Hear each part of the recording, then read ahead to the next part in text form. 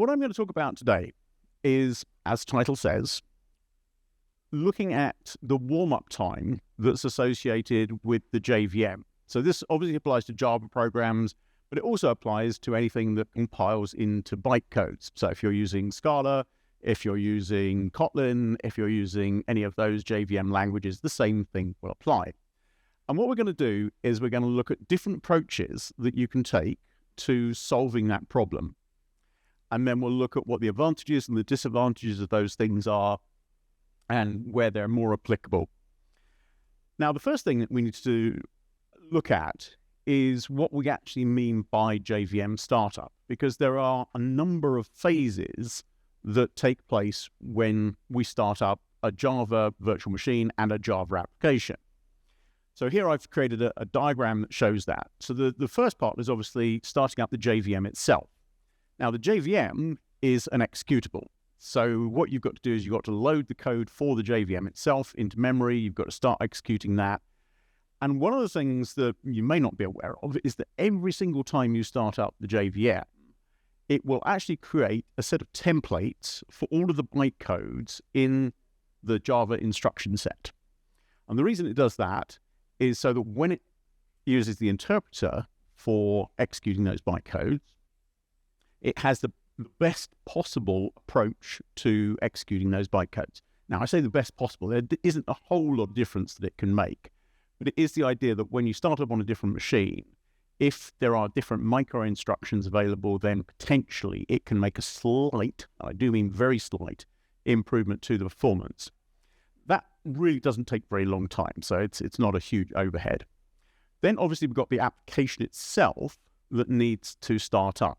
And that involves doing all of the things that you expect from a Java application. Now, I'll say Java, but obviously I mean anything like Scala or whatever, but I'll just use Java as a generic term. So the thing we have to do, first of all, is we've got to load the classes for our application. Where's our main entry point?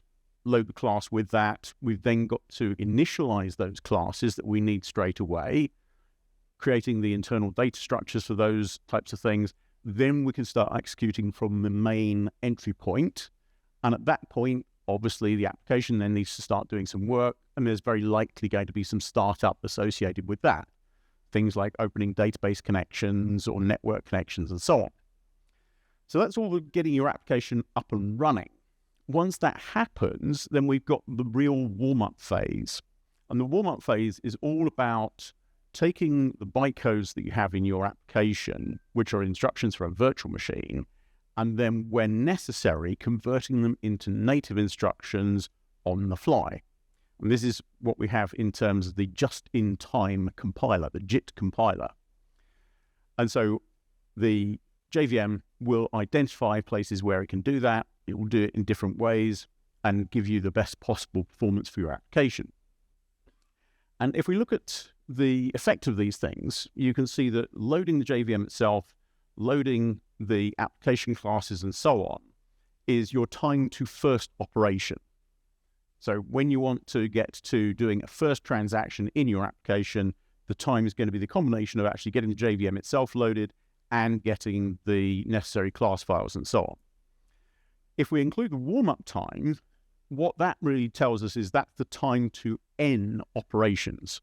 If we're going to be processing a number of transactions, how long it takes to process those applications is obviously the time to the first transaction plus how long it takes to complete those. Comparing the speeds of these things, JVM startup, as I said, is very fast. It doesn't really take any time to load. It's of the order of milliseconds. If you look at that, there really isn't anything we do to improve that. Saving 10 milliseconds isn't going to make your application run any faster. Application startup is also quick. The time it takes to load class files from disk, class files don't tend to be very big, so the time to do that, you're not going to save a lot by improving that. The only thing really there is the application-specific initialization. If you're doing a lot of work before you can get to your first transaction, maybe you can tune things accordingly there. But then the warm-up time, this is where it can take a long time. And when I say a long time, it could be, a couple of minutes, it could be a couple of hours, it could be a couple of days to get to your optimum level of performance. So, talking about performance warmup, what do we need to understand here? Well, as I said, class files contain bytecodes. Bytecodes are the instructions of a virtual machine. And because of that, we need to convert from the virtual machine instructions into whatever the platform that we're actually running on.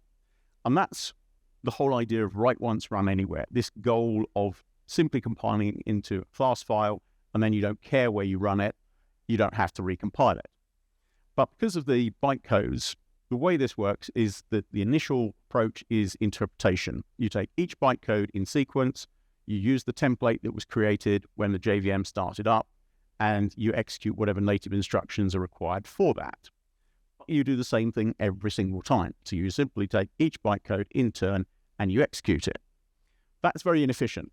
And for those of you who are old enough to remember the early days of Java, it was always why Java was considered slow compared to natively compiled languages like C and C++. To get around that, they introduced this idea of just-in-time compilation or adaptive compilation. What happens there is that the JVM will see when you call a method, it will count how many times that method is being called. When you reach a certain threshold, the JVM will consider that to be a hotspot, hence the name of the JVM. Identifies it as a hotspot, it says, right, because we're calling this so frequently, let's pass it to a compiler and compile that into native instructions so we don't have to do the bytecodes every single time. Now, if you look at hotspot, that uses two different JIT compilers, and it's using a tiered compilation system. C1, the very imaginatively named C1 compiler, is a quick compiler, as in it compiles the code as quickly as possible, but it doesn't generate heavily optimized code. So it's all about just getting some code going and improving efficiency that way. What we then do is we let the application continue running, but C1 generated code also contains profiling information. So we can collect profiling data about that method as it's being used. When we get to a second threshold and we say, well, this is a really hot method, then we'll pass it to C2 and we'll recompile it. But this time using the profiling information so that we can give much more heavily optimized code to that. And that then gives us this idea of getting to an optimum level of performance by compiling all of the frequently used methods using C2. So the problem with that is that when you start your application up the first time, yes, great, it goes through the process of identifying the methods it needs to compile, compiles them with C1, profiles them, recompiles them with C2. Stop your application and start it up again. And it has to do exactly the same thing over and over again. It has no memory of any run that's happened before. So it's coming at it completely fresh every single time. If we look at a generic performance graph, this is what we will typically see. So this is just speed. Don't worry about the axis and the scale. But essentially on the bottom, we've got time. On the y-axis, we've got speed of the application. And as we can see, that it starts off slowly and it gradually moves to a point where it sort of gets to a steady state of performance. And that steady state is where we're warmed up. What happens before that is the idea of the little bit of yellow you can see there. That's where we're interpreting bytecodes. Then we get into the green, which is the C1 compile code. And then we gradually get into the blue, which is the C2 compile code. You'll also see some dips in performance as we go through that. And those are what are called de-optimizations. And I'll explain a bit more about what those are in a moment. But essentially, taking away from this graph is that the time that it takes to get to that steady state is our application warm-up time. And once again, that can vary from, a couple of minutes to hours or even days. And as we've already seen or explained, if we take that graph and we say run the application one time, that's what we're going to see. If we run the application a second time, we have to go through the whole process again. And if we do it a third time, exactly the same thing happens. What we'd really like is to see we run the application once and we stop it. And then we run it again, we pick up from the same point. So we learn from having run it once and able to take that information and use it again in the second run and subsequent runs after that. So that then delivers better performance and eliminates the problem of warm-up time for our application. So let's have a look at different solutions that we can take to this. Now, the first of these is the classic example of ahead of time compilation. I remember when I worked for Sun back in the 90s, and Java was always criticized for being slow. And one of the things that people always said was, well, why don't we just compile it into native instructions, just as we do with C and C++, and that'll solve the performance problem? Yes, it will. Okay, so how does that work? Well, we can take exactly the same process that we do for languages like C or C++, and we can compile it into statically compiled code. Great. That has all the advantages because we no longer have to interpret bytecodes. There are no bytecodes to interpret. Wonderful. We don't have to analyze where the hotspots are. We don't have to compile the code whilst we're running the application. And another downside of doing that JIT compilation is you have to share the resources available to your application with the compiler. Let's say you're running a microservice in a 2 vCore container. Suddenly you've got JIT compilation going on one of the vCores. That effectively halves the amount of processing power you've got available for your application. So not only do you have the issue of the warm-up time where you're running it slower because you haven't got compiled code, but you're also taking resources away from the application to do that compilation at the same time. With directly compiled code, you don't have that problem. The other great thing is you start at full speed. There is no warm-up, so you're full speed 100% straight away. This is all good. This is solving all our problems. So this is the Graal native image approach. Anybody here use Graal native image? Nobody? I'm amazed. Interesting. Okay. Well, Graal is a different approach from Oracle, which allows you to do ahead of time compilation. And they are looking at doing this with OpenJDK as well. There's a draft check there if you want to have a look for a bit more detail. So this, in theory, solves the problem because we've eliminated all of the issues that we have with warm-up. And so we can just end the presentation here. Everybody use Graal, except nobody here has used Graal, and it's kind of interesting. Right. But not so fast. I do have another, 50 minutes for the presentation. So there must be more to say. And indeed there is. So not so fast. If we look at the way things work with Java, ahead of time compilation is by its very definition static. It's static compilation of your code. Static means it doesn't change. And that's very important because the code is compiled before it is run. Very logically, ahead of time. Yes. But that means the compiler doesn't have any knowledge of what the application is going to do when it actually runs. The more complex your application, the more potential code paths you have through that application, and the more different ways that it can actually be used. So if the compiler doesn't know how that application is going to be used at runtime, it's somewhat limited in terms of how it can optimize the code. It has to take sort of generic decisions about all the possible ways that it can be used.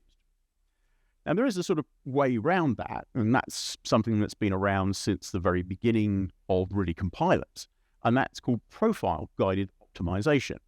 What you do there is you use the static compiler, compile your code, you run the application as a test run, and you collect information about what's actually going on in the application. You take that information, you feed it back into the static compiler, compile it again. This time, the compiler has more information about what to do to optimize your code. The problem is that only helps partially because clearly your test run may not be representative of all different potential ways that the application could be used. And that can then result in still not getting as good a performance as you could in different ways.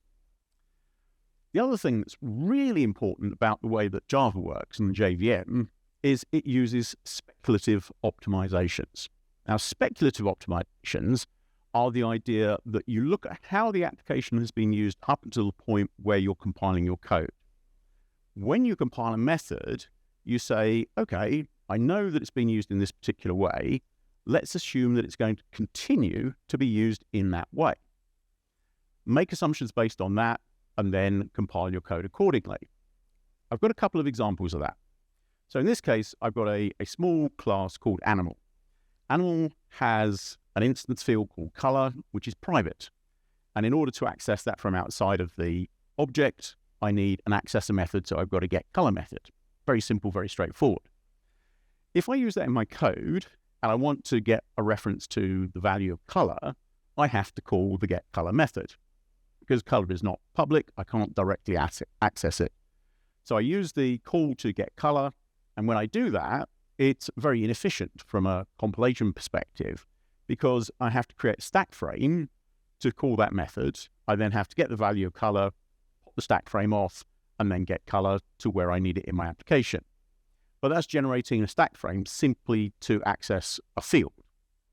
What the compiler will do is it will say, okay, I can change that code to make it more efficient. And so it will say, even though you've made it private, because I know the way your code is working, I can technically treat it as if it's public, because all I'm going to be doing is creating a stack frame, getting the value, and then popping the stack frame off. That is no different to making the instance field public and allowing access to it directly. So that works. But that only works so long as you have only one implementation of getColor method. Because Java is dynamic in the sense you can do class loading at runtime, you could potentially load a different class with a different implementation of getColor, and that would then have potentially different ways of working. If you use static compilation, you can't use this kind of optimization. Certainly you can't use it as aggressively as you can with speculative optimizations. But we can get more complicated than that. Here's what we call branch analysis. In this method called compute magnitude, I pass in a value, and then I've got a conditional. I've got a conditional that says if the value is greater than 9, we need to call a different method to compute a bias based on the value. But if the value is not greater than 9, we'll simply set the bias equal to 1. Fine. And then we're going to return the math log 10 of bias plus 99. What we can do when we run the application is the C1 compiled code can profile this, and we can count how many times we go through each of the two branches. If when we come to compile this with C2, we look at the values and we see that we have never gone through the first branch, so the true branch is 0 count, and the else branch is all of the count, then the compiler can use that assumption about the fact that it will continue to not go through the true branch, and it can modify that code quite extensively. We can actually do this. Well, this is what you would actually end up with in a speculative optimization. It would say, if the value is greater than 9, because we still need to have that situation handled, because we have a contract between the code and the compiler, so we still need to deal with a situation where the value is greater than 9. If it is, the code that we've compiled is wrong. In that case, we call uncommon trap, which is where we say the code is wrong, we have to throw it away, because we now do have a value that's greater than 9, and then we have to recompile the code based on the original code that we had and allow values greater than 9. But if we don't have that, we can simply return 2, because we know that the log base 10 of 99 plus 100 is 2. So we eliminate all of that extra code. So it's a rather contrived example, but it does show you what you can do with speculative optimizations. And there's lots of situations like this that we can do in the JIT compiler. And obviously, the thing about this is that you can't do this with statically compiled, ahead of time compiled code, because you just don't know what's going on there. And you can't deal with a situation like that. So, speculative optimizations. In the analysis that we've done at Azure, we found that over 50% of the performance gains we get from JIT compilation are down to speculative optimizations. They only work if you can de-optimize when your assumptions prove to be false. But de-optimizations are also very bad for performance, because clearly when you have to throw away compiled code, you've wasted the resources you used initially to compile that code, and then you've got to compile it again. But while you're doing that, you go back to either C1 compiled code or maybe even interpreted mode. So if we then compile ahead of time versus JIT, and we just look at the qualities of both, AOT means if we're trying to do class loading, that would prevent method inlining. We don't have to do bytecode, or we can't do bytecode generation because there are no bytecodes. Reflection is complicated. You can do it, but you basically have to declare all the reflection you're going to do ahead of time, so it's not as flexible as it is with JIT compilation. You can't use speculative optimizations. So overall, the performance will be typically lower. Now, that's a pretty kind of sweeping generalization. There will be situations where you'll get better performance. Most of the time, it will be performance. But the good thing is you've got full speed from the start, and you don't have the CPU overhead of doing the code compilation. Compiling is obviously the opposite of that. So we can use aggressive method inlining. We can use runtime bytecode generation. Reflection is relatively simple. I don't think I'd ever declare reflection as simple. You can use speculative optimizations, and overall the performance will be better. But as we've already seen, you get the warm-up time and you've got the additional CPU overhead. So looking back at our graph that we saw earlier, this is JIT compiled code. If we compare that to AOT compiled code, what we're going to see is something like this. And I've kind of stretched it out a bit. It probably is a little bit closer than that. But essentially, you're getting straight away your 100% level of performance, but the overall performance is going to be lower. That means that if you've got a long-running application, you're going to suffer from that degradation in performance over time. Sure, it'll start up more quickly, but for long-running applications, not so good. Even if we include profile-guided optimization, where we're taking information about what the application does when it's running, we'll still see that there's better performance, but still lower than JIT compiled code. So where do you use AOT? The obvious choice for this is things like ephemeral microservices, or serverless computing, as some people insist on calling it. That's where we have very short-lived services that we start up, we do a simple task, and then we shut them down. So in that case, we're not concerned with long-running code. We just want that immediate hit performance. We want it to start up as quickly as possible, deliver the result, and then go away. So in those kind of situations, ahead-of-time compilation, Graal, native image, makes a lot of sense. Similarly, if you're in a resource-constrained environment, something like a 2V core container, AOT could be a good option, because even though you've got slightly less performance, you're avoiding that warm-up time and you're avoiding the overhead of the compilation, degrading your performance by, in the case of a 2V core container, 50% over time. So definite places where you would use AOT. Right, solution number 2. What about that we store the JIT compilation data when we run our application? Now, this is what we do at Azure. We have a different Java virtual machine that we call it Zing, and then we also call it Azure Prime. And the piece of technology that we use for that is called Ready Now. And Ready Now says, run your application, let it warm up to the point where you feel that you've got your 100% level of performance. Once you've done that, training run, you can then take a profile. And the important thing about the training run is you can do that in production. So you don't have to do it in pre-production, you don't have to do it in test, you can do it very much in production. There are no issues with running this in a production environment, and it allows you to train based on real data, real usage of your application. When we take a profile, we record 5 pieces of information. So all the currently loaded classes, all the currently initialized classes, and you might find that there are less initialized classes than loaded classes just because of the way the JVM works. All of the profiling data that's collected by the JIT compiler and passed to the C2 compiler in order to generate that heavily optimized code. Very importantly, any de-optimizations that occurred so that we can avoid making those mistakes in the future. And then we also keep a copy of all the compiled code. When you restart your application, what we can do is we can say, right, before you actually get to your main entry point, let's load and initialize all of the classes that we have in our list. Then we'll either compile the methods we need, because we know which ones to compile, or we'll even just load the code from the store that we had before. If you're running on the same machine architecture, if there's no difference between the microarchitecture even, then we can reuse compiled code. If there are some differences, we may need to do some recompilation. All of that happens before you get to main. When you start executing your application code, you're going to be running at about 98% of the performance that you had when you took your profile. We can't really get to 100% simply because of the way that the JVM is specified, and there's certain things it has to do when it starts up, which prevent us from getting to that 100% level of performance. We do about 98%, and then after a handful of transactions being processed, you'll be back up at 100%. So how does that translate into performance? Well, if we look at a simplified version of our warm-up graph, where we've just got the slope of the warm-up, and then we've got the steady state for the application, before we use Ready Now, it's going to look like this. So warm-up, steady state.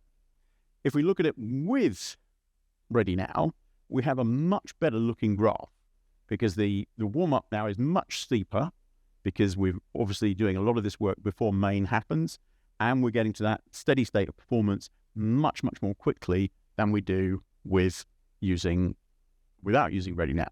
So again, this is looking all very good, except there's one little thing there on that graph that you might notice, which is that there's a blank spot at the beginning. So there's a time when the application is doing nothing.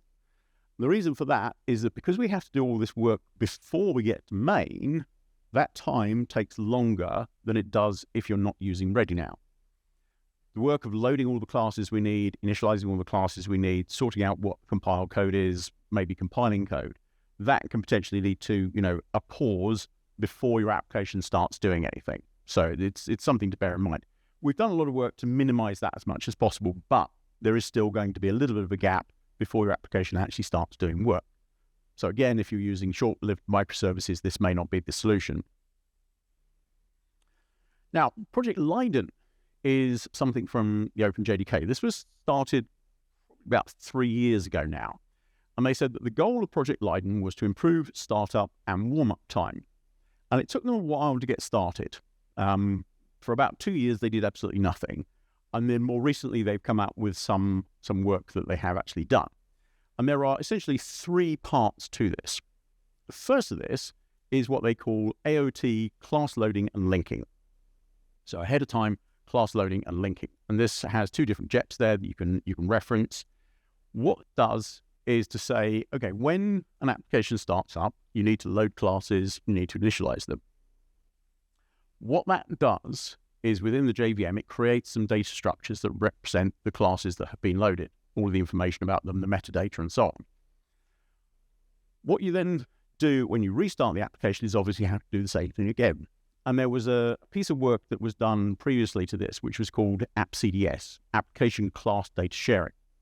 What that did was said, okay, when we load classes the first time, we can take a copy of the internal data structures that are used by the JVM and write that out to a file.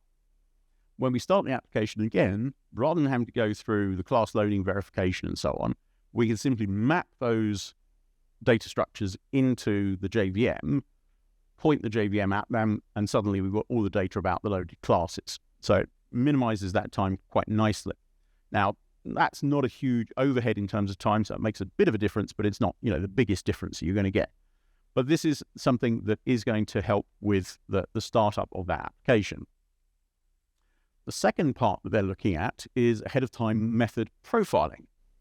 So they're going to say, right, as you run your application, we generate profiling data for the JIT compiler. We pass that into C2, so C2 gets the information and then can compile in heavy optimization.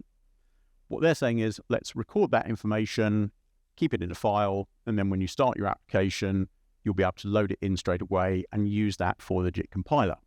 Reuse it, the restart of the application. Again, this has got a draft JEP, so it's not actually in the JDK yet. And then they got a third one, which is AOT code compilation. And this is where they say, let's let the application warm up, get to a steady state, and we'll then record the compiled code.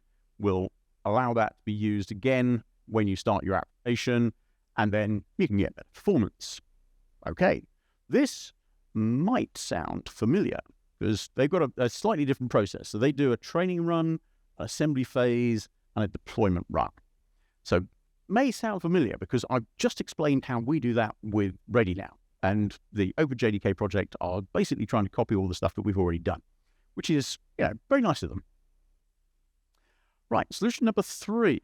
What about if we decouple the JIT compiler? What do I mean by that? If we look at the architecture of the JVM overall, it looks something like this, which is going to be very difficult for you to see with the lighting as it is. But don't worry about that. Essentially, I'll talk you through it. At the top, you've got the class loader subsystem. So this is where you load classes, you do verification, linking, and so on. In the middle, the red bit is the runtime data area. So that's your heap, it's your method area, it's your stacks, and so on. And then at the bottom in blue, you've got the execution engine, which is your interpreter, your JIT compilers, garbage collector, and in orange, native method interface code and native method libraries. Looking at this, we decided there was one very important part that we could focus on, which is the JIT compiler. And we said, okay, what can we do to improve this in a different way? Now, if we look at the speculative optimizations that I talked about earlier, what we can do is we can create a set of code with a valid set of assumptions. We've got our method, we've got the bytecodes and so on, the compile code, plus we have a set of assumptions that means that that code will work in that situation. So it could be that you've only got one implementation of getColor, and it could be that you've got the value for that method is less than 10. Great. Now, the thing is important about this is that JIT compilation has cost. I've already explained this, which is that you have to compile the code whilst the application is running. And that's detrimental because you're reducing the number of resources available to your application code. But it's a bit more complicated than that, in that you end up with a balancing act. Because in order to generate more heavily optimized code, you need to spend more time working on that code. So the process of optimization is compute intensive. You need to use a lot of cycles, and the more you optimize it, the more compute cycles you're going to use. The JIT compiler then ends up sort of with a balancing act. How much time to spend trying to optimize code versus how much it's reducing the amount of resources available to your application. If you're in a nice big chunky machine, 64 vCores, 64 gigabytes of RAM, you're not really going to see too much problem. So we can do a lot of optimization for that.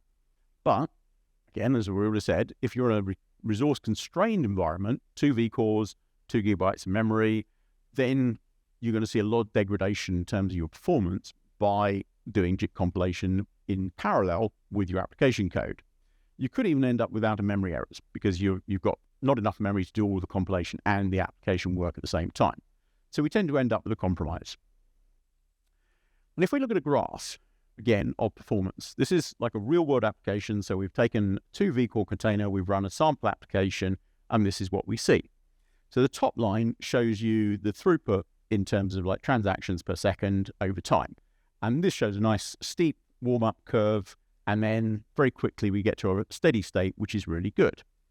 The bottom line shows the CPU utilization. So we're on a 2 vCore container, and we can see that for the first few seconds, we're doing a lot of CPU thrashing, using all the resources available, and then we quickly drop down once we've got past the compilation phase to a pretty steady state in terms of using 1 vCore.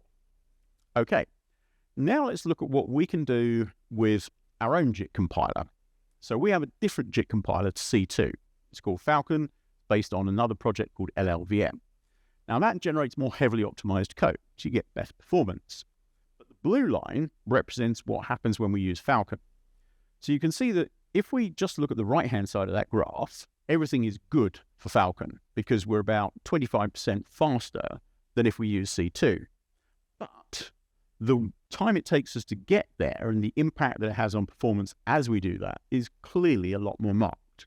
So we see it warms up slower, and then we see a lot of variation as we're getting to that steady state. That's because of the aggressive speculative optimizations we use, and the dips are where we've had to de-optimize to take into account the fact that we made a mistake and we then got to recompile our code. Similarly, if we look at the CPU utilization graph, a lot more thrashing of the CPU as we go through this process of compilation and so on. So we can get better results, but it's not good in terms of resource utilization. So solution to that is, why don't we move the compiler? Let's take the compiler out of the JVM and turn it into a JIT as a service. We're running in the cloud, so we can take advantage of all the resources that are available in the cloud. In theory, infinite resources are available to us. So let's just make it a centralized service. All the different JVMs that we have can then call into that JIT as a service and get their code compiled remotely. One of the first questions that people ask me about this is, well, what about the network overhead? Aren't we now going to start pushing a lot more data over the network, and that's going to cause contention and all sorts of stuff like that? The answer is not really, because if you look at the size of most methods, they tend to be very small. So the amount of code that you have to transmit across the network, very small. Even the profiling data doesn't tend to be like, tens of megabytes, hundreds of megabytes of data. So we've not found a problem where we've got network issues because of the amount of data we're trying to send across the network to use the cloud native compiler. So if we go back to that diagram and we say, okay, our graphs here, so we can see the orange is using hotspot, so C2 JIT compiler, blue is using the Falcon JIT compiler.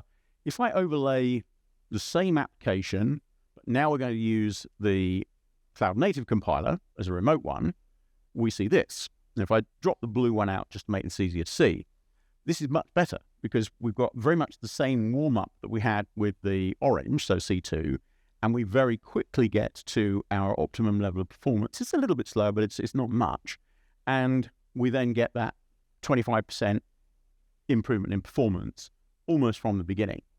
But if we look at the graph of CPU utilization, because it's all being done remotely, that CPU utilization drops off much more quickly. There's a little bit of thrashing at the beginning, but that's because of class loading and the start of the application. But you can see that the overall performance here is much, much better. Of course, the question then is, isn't this just shifting the cost? So we're moving away from using the JIT locally. We put it into a Kubernetes pod or something in the cloud. Aren't we just shifting the cost for doing that? Well, yes, we are.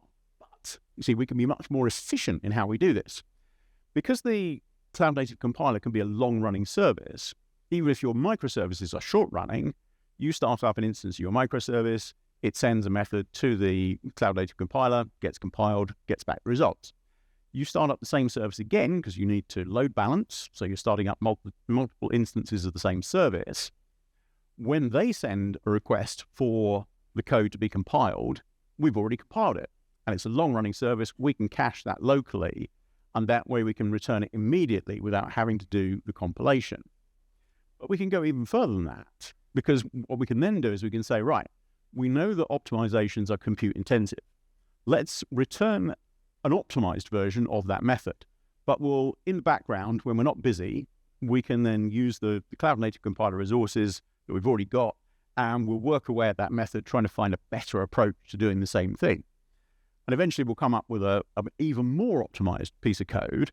And the next time that code is requested, we can return that, or something else we're working on is sort of preemptively saying to a running JVM, I've now got a better version of this code. Do you want it? And then it can download it and make use of it. So there's all sorts of things we can do to improve the efficiency of how that cloud native compiler works. So obviously, in terms of matching, this is a bit like Shazam, or at least that's the kind of way that I explain this. Because we have our method, and then we had a set of assumptions that have to be true for that code to work. So that was like, having one instance of the getCut method, having values that were less than 10. So when we get called with a particular method and a particular set of profiling information and assumptions, then we know that we can return that particular compiled code. But if we don't match against it, then we can recompile the code, or we can compile and use, or use a different set of code, but it will be the same method compiled in different ways to match the speculative optimizations that you need. So this is, again, taking advantage of the fact that we're caching stuff locally. You can have multiple instances of the same method compiled in different ways. Solution 4, what about if we combine solutions 2 and 3? And this is what we've done. So this is what we call Ready Now Orchestrator. Ready Now Orchestrator basically puts a centralized service, which is not just the compiler, but it's also a way of serving up the Ready Now profiles. And that way, if you want to change the profile based on different training run, you can do that without having to redeploy all of your application code. So you don't have to rebuild your container, redeploy it. You can just say, I've got a new Ready Now profile in my optimizer hub, and then that information can be used. Combining that with the remote JIT compiler is proving to be a very sort of good way of doing things. And I will say that we've got so far we've got 3 very big customers for this particular piece of technology. One of them is a grocery chain in the US, very well-known one. I think they might have a stand outside, but I can't mention their name. I'm sure you can guess who they are. And they're using this and finding that the performance that they get from it is really, really good for them in the cloud. Okay, solution 5. What about if we save the whole application state? Now, this is a separate project that we're working on, and it's based on initially some work that we looked at, which is done in Linux. So Linux has this thing called coordinated resume in user space, and it's some people try to pronounce it as CRYU. So CRYU is a Linux project, and the idea is that you can take a running application and you can freeze that running application and then restart it sometime later from exactly the point where you froze it. And the way I like to think about this is it's like having your laptop. So you've got a Word document, you've got a spreadsheet, you've got a browser open. When you close your laptop, the applications don't do anything. They're frozen in time. When you open the laptop up again, they're still there and you can carry on working on them. So it's the same idea, but for processes in the Linux operating system. So essentially what they're saying is, and it's important that it's user space, because if you think about it, when the Linux operating system does time sharing between different processes, it will swap between different processes by taking the state of a process, persisting it to memory. So you've got your program counter, you've got your stack, you've got your registers and so on. And then when it needs to swap it back in, it simply takes the information, puts it back into all those things, and then starts running the application again. But it works in this case by putting the information into user space, so files, which means that you can potentially move them to a different machine. Rather than keeping them on the same machine, you can move them to a different machine, and you can run the same application from that point multiple times. So what we thought we would do is take that technology and apply it to the JVM. Now, clearly, you could just apply it to the JVM. JVM is a process. So you could say, let's take the JVM process, do a CRYU snapshot of the running JVM, and then restart it at a later point, and your Java virtual machine will start up at exactly the same point, and off you go. We decided that wasn't really the best way of doing things, because it becomes very difficult to reliably restart an application.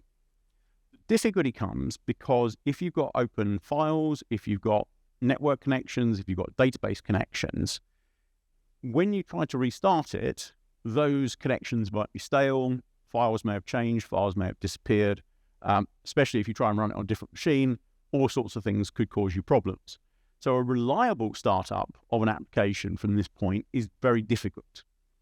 What we said was, okay, take the same approach, but make it a little bit more robust. And this is what we do with coordinated restore at checkpoint, or as we like to call it, crack. Java on crack. The marketing people want us to call it something else. Right. So how this works is you've got your application running, and you decide to do a checkpoint. So the checkpoint happens, and you need to make the application aware that the checkpoint is happening. The application is aware that the checkpoint is happening. It can do certain things to prepare for the checkpoint.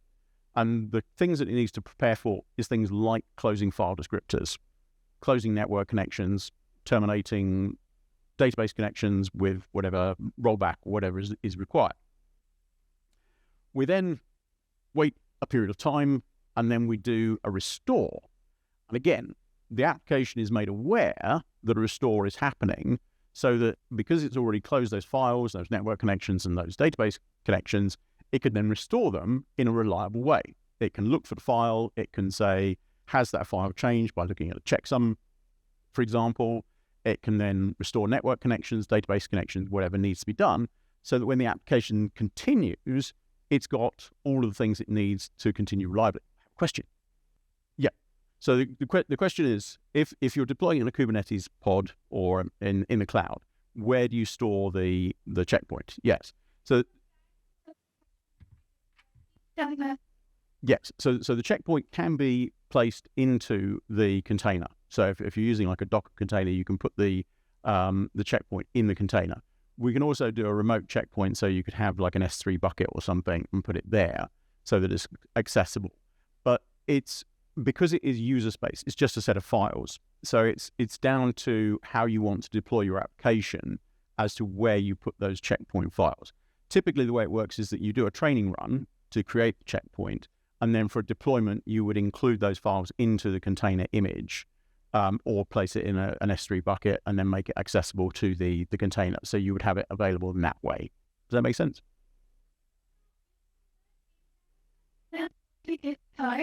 Only the need application that I'm just extracting the image, but in the title, the Java class, I get the entire thing.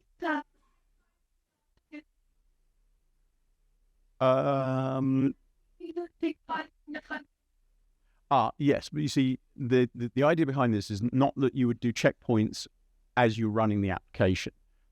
The checkpoint would be placed into the container image, so it would always be there. We haven't seen people who are doing dynamic checkpoints in a container. The usage scenario is very much for putting the checkpoint into the container when you make the container image, so that it's always there, so you don't lose it when you stop the container. It's still part of the image. So as I say, so then you can continue running your application. So what we do here is we do enforce more restrictions than CraalVM does. We say that you cannot have any files or sockets open. It is the responsibility of your application to close all file descriptors, sockets, any connections to databases. They have to be terminated.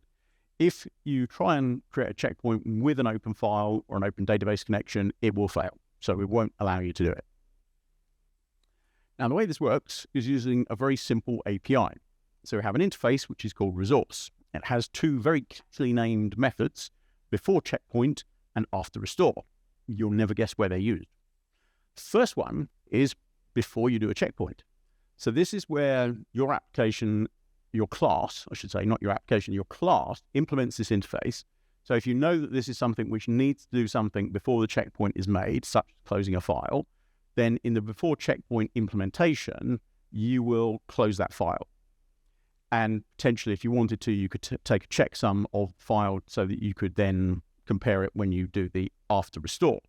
After restore clearly happens when you do the restore, and at that point, you can open the file again and test to see if the checksum has changed. If it has, you can reload the file, do whatever processing is necessary or whatever. But it allows you to do that, close down of connections, and then restart of connections. So you implement that in any classes which need to be made aware of a checkpoint and a restore happening. We then have a couple of other classes. So you take your resources, and the resources have to be registered with the JVM so that the JVM knows to call those methods when the checkpoint or the restore happens. So in this case, we have a context. The context has one method called register resource, register with a resource. And so each resource, when you've done you created the implementations of the before checkpoint and after restore, in the initialization code, you'll also register it with the context. Context, there's a global context you can get from the core. You can create your own one if you want to, but most people just use the global one. And so obviously you get the global context, register your resources with that, and everything is set up and ready to go. So when you use Crack, this context maintains the list of resources. The order in which you register those resources is also important, because the order you register them will be the order in which they're called. When a checkpoint happens, we'll call those resources in that specific order. But when we do the restore, we reverse the order so that you have, like you're going down a stack and then coming back out the other side. That gives you predictability so that you know the order in which these things are going to be called. If certain things have to happen in a particular order, then you can take advantage of that to get your checkpoint and restore working in exactly the same way, or exactly the way that you want it to do so. So it gives you a very predictable restore. Does it work? Right, so what we did was we created a proof of concept of this. We used JDK 17 initially. We do have JDK 21 builds available on our website. And we took some, sort of fairly standard sort of benchmarky type applications. We took the Spring Boot, I think it was the pet store or whatever it is, application and so on. And we said, if we run that from cold, so starting up the JVM, starting up the Spring Boot application, all of that stuff, how long does it take to get to first transaction? And with the machine we were running it on, it took basically 4 seconds, 4,000 milliseconds. If we did a checkpoint of that and then did a restore, the time it took to get to first transaction, 38 milliseconds. That's 2 orders of magnitude faster than a cold start. Similarly, with Micronauts, we did a test on that. That was 1,000 milliseconds or a second versus 46 milliseconds. Quarkus was 990, so very similar, 33 milliseconds. And we did an XML transform as well, which was sort of similar to Spring Boot. But it does show definitely that this can work. And in fact, Amazon are using this technology in their Snap Start that they use for the serverless. What was that Amazon call them? Was it? Lambda functions. Thank you. Yes. The age of the brain. Lambda functions. Yes. So they're using this kind of technology to get fast startup for those things as well. So to summarize then, basically solving the JVM Warmup problem. The reality is there is no one solution that solves everything. You can do ahead of time compilation. That's great. Gives you very fast startup, but you get a loss of overall performance. So if you're doing short-lived microservices, that's great, but for longer running services, it may not be the best thing for you. ReadyNow provides you with a way of remembering JIT compilation data across different runs. Cloud native compiler offloads the JIT work into a centralized service, allows you to store that information as well. So it sort of takes advantage of some of the ReadyNow work as well. ReadyNow Orchestrator combines both ReadyNow and cloud native compiler. Crack allows you to pause and restart an application from a given point. The other thing I didn't mention about Crack is, of course, you can take the files which are generated for that and you can move them to another machine. As long as the architecture is the same, you can restart that application again from exactly the same point. And that works very nicely, again, if you're doing microservices, because you can put everything in the container and it all works every time. Project Leyden, looking at similar approaches, and they'll be including a lot of the work that's been done already in those things. So I was just going to mention what we do at Azul. Anybody here heard of Azul before today? Okay, a few people. We're all about Java. I said we're doing Project Crack. I said about Platform Prime, things like that. We basically do 2 things. This is my marketing slide. I'll give you 30 seconds at most. So Platform Core is just a replacement for the Oracle JDK. You may know that Oracle are charging an awful lot more for their Java than they were before. And so it's a drop-in replacement for that, exactly the same. Azul Platform Prime is all about higher performance. So it has the Zing JVM, which has the Falcon JIT compiler, also has a different garbage collector called C4. And then you've also got the things like the Cloud Native compiler and ReadyNow available in there as well. So that is my marketing slide. And so that's it. Thank you very much.